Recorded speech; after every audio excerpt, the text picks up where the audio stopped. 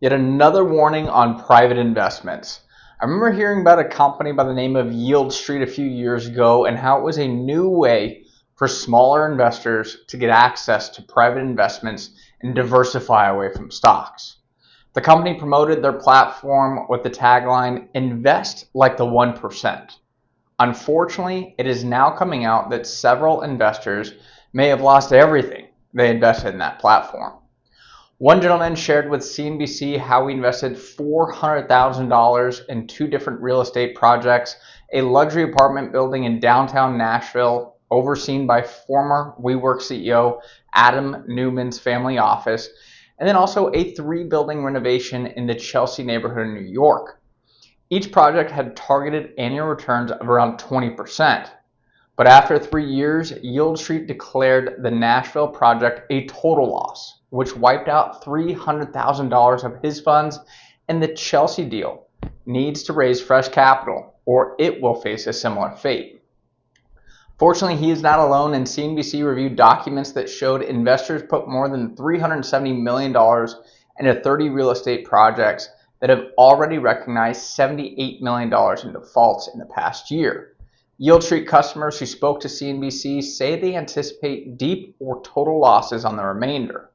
Looking at this platform in more detail, it's crazy what they were doing. Their portfolio doesn't just consist of real estate, as there's also private equity, private credit, art, crypto, and other less common investments in there. It appears Yield Street makes money by charging a management fee of around 2% on invested funds.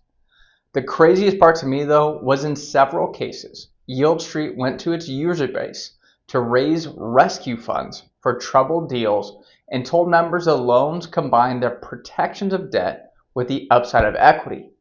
But in one case, a $3.1 million member loan to rescue a Nashville project was wiped out after just a few months.